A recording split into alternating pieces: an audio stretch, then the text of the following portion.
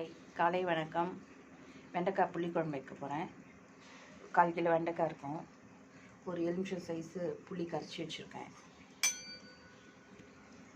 ஒரு பெரிய வெங்காயம், ஒரு 3 தக்காளி அரைச்சி வச்சுருக்கேன். விழுதா பூண்டு, சின்ன வெங்காயம், இதெல்லாம் குழம்பு பண்ண போகிறோம். வாங்க வீடியோவில் பார்க்கலாம். ஒரு 2 ஸ்பூன் எண்ணெய் விட்டுருக்கேன். வானலில் வெண்டைக்காவை போட்டு வதக்கிட்டேன். வெண்டைக்காய் நல்லா வதங்கிடுச்சு. இப்போ குழம்பு கூட்டிட வேண்டியதுதான். இந்த வானல்லே ஒரு 3 ஸ்பூன் எண்ணெய் விடணும் குழம்புக்கு.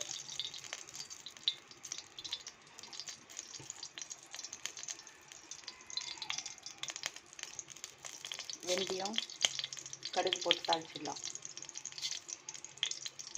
பூண்டு ஒரு 10 பல் போட்டிருக்கேன். பூண்டு போட்டு லைட்டாக வதங்கணும். சின்ன வெங்காயம் போட்டு வதக்கேன். சின்ன வெங்காயம் போட்டு வதங்கினதும் அரைச்சி வச்சு விழுது போடணும். வெங்காயம் தக்காளி அரைச்சி வச்சு விழுது போட்டேன். குழம்பு திக்னஸ் வரும், அதனால் தக்காளி வெங்காயம் விழுது போட்டாச்சு. கொஞ்ச நேரம் அது பச்சை வாசனை போக வதங்கினதும் மிளகாத்தூள், மஞ்சள் போடலாம். மஞ்சள் போட்டாச்சு.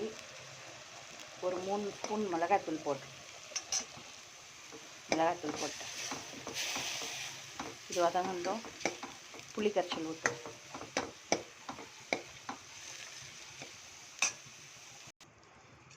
புளி கரைச்சல் விட்டேன். இது குழம்புக்கு தேவையான தண்ணி விட்டுக்கலாம். உப்பு போட மறந்துட்டோம். உப்பு 2 ஸ்பூன் போட்டுக்கலாம்.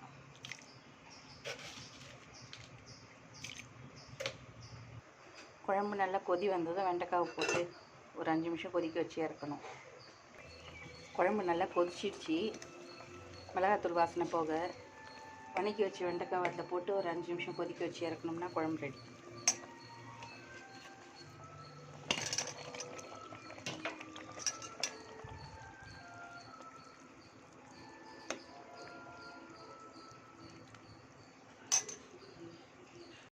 கொத்தமல்லி போட்டு இறக்கிட்டோம்னா நம்ம வெண்டைக்காய் புளிக்குழம்பு ரெடி ஆகிடுச்சு. பாருங்கள், வெண்டைக்காய் புளிக்குழம்பு ரெடி. இந்த தேங்காய் விடலைண்ணா அம்னி கிச்சனில் நான் போடுற வீடியோ உங்களுக்கு பிடிச்சிருந்தா சப்ஸ்கிரைப் பண்ணுங்கள், ஷேர் பண்ணுங்கள், பெல் பட்டன் அமுத்துங்க, கமெண்ட் பண்ணுங்கள். ஓகே, பாய். அடுத்த வீடியோவில் பார்க்கலாம்.